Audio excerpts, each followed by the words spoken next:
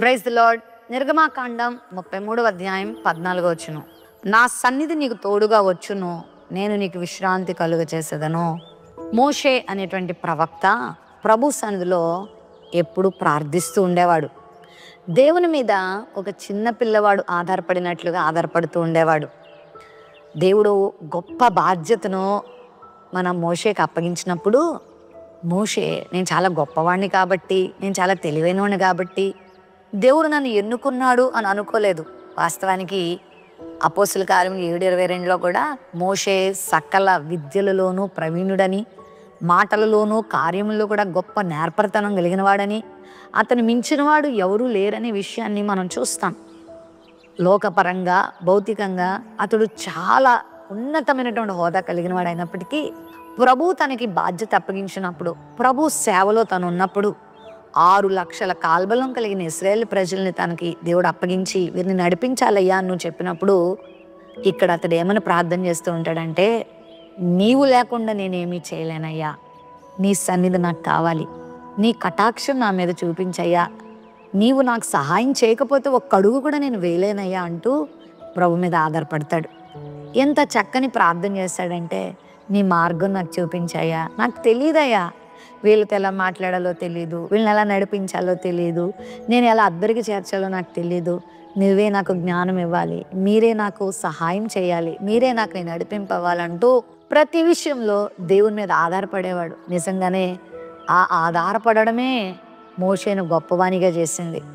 మనకు దేవుడు ఏదైనా ప్రేమించి ఏదైనా ఆధిక్యత ఇస్తే, ఏదైనా గొప్పతనం ఇస్తే, ఏదైనా తలాంతి ఇస్తే నా అంత గొప్పవాడు ఎవరు లేరు అనుకుంటామేమో.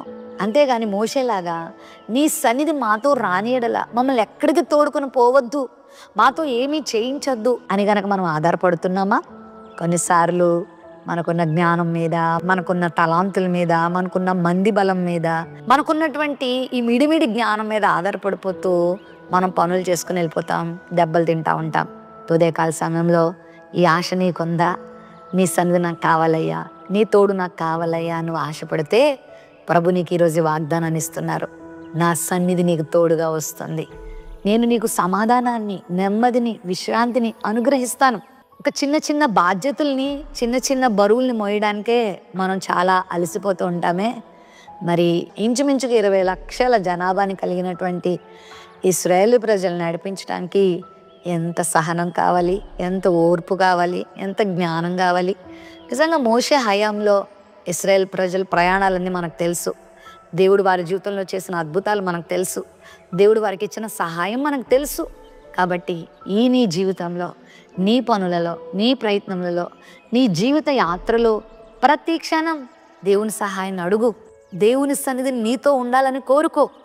నువ్వు లేకుండా నేనేం చేయలేనయ్యా, నువ్వు లేకుండా ఈ కుటుంబాన్ని నడిపించలేను, నువ్వు లేకుండా ఈ ఉద్యోగం నేను చేయలేను, నీవు లేకుండా ఈ వ్యాపారం నేను చేయలేను, నువ్వు లేకుండా ఈ సేవ నేను చేయలేను, నువ్వు లేకుండా నేను ఎక్కడ నిలబడలేను, నువ్వు లేకుండా నేను ఏ పని చేయలేనని నువ్వు దేవుని మీద ఆధారపడిపోతే ఖచ్చితంగా దేవుడు తన సహాయం నీకు ఇస్తాడు. ఖచ్చితంగా దేవుడు తన కృపను నీకు ఇస్తాడు. ఖచ్చితంగా దేవుడు నీ చేయి పట్టుకొని నిన్ను నడిపిస్తాడు, నిన్ను ఉన్నత శిఖరాలకు చేరుస్తాడు. నీకు ఆలోచన చెప్తాడు, నీకు ధైర్యం చెప్తాడు. శ్రమ కలిగినప్పుడు నిన్ను విడిపిస్తాడు. శత్రువులు నీ మీద దాడి చేసినప్పుడు వారితో దేవుడే యుద్ధం చేస్తాడు, నీకు విజయం ఇస్తాడు. నిన్నెక్కడా చేయబెడవడు, నిన్ను సిగ్గుపరచడు. ఈ లోక యాత్రలో, నీ జీవిత యాత్రలో, నీ పనులలో, నీ ఆత్మీయ యాత్రలో, అపవాదితో జరిగేటువంటి ప్రతి పోరాటంలో, యుద్ధంలో దేవుడు నీకు సహాయం చేస్తాడు. ప్రతి విషయంలో నీ శక్తి మీద, నీ గొప్పతనం మీద, నీకున్న మనుషుల మీద నువ్వు ఆధారపడే కంటే సర్వశక్తుడు, గొప్పవాడు, నిన్ను నడిపించగలిగినటువంటి సామర్థ్యం కలిగిన వాడి మీద ఆధారపడడం నేర్చుకో.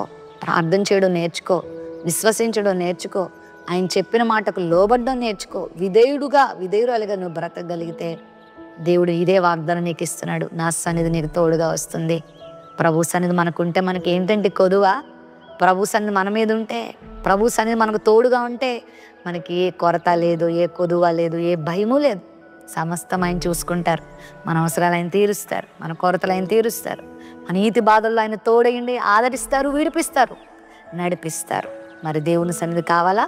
ప్రేమ నమ్మకం కలిగిన మా తండ్రి, నీ యందు విశ్వాసము కలిగి నీ సన్నిధిని కోరుకునే వారిగా మేముండి నీ సన్నిధిని అనుభవించు వారిగా సిద్ధపరచండి. నీ సన్నిధిలో ఉన్న దీవెనలన్నీ నీ బిడ్డలమైన మేము పొందుకోవడానికి ఈ దినం మాకు సహాయం చేయమని నీ బిడ్డలందరినీ జ్ఞాపకం చేసుకోండి. ఈ దినం వారు చేసే ప్రతి ప్రయత్నములలో, ప్రతి పనులలో, ప్రతి ప్రయాణములలో నీ సహాయం నీ బిడ్డలకి ఇచ్చి విజయవంతమైన వారిగా సిద్ధపరచమని యేసు నామములో అడుగుచున్నాం తండ్రి. ఆమెన్.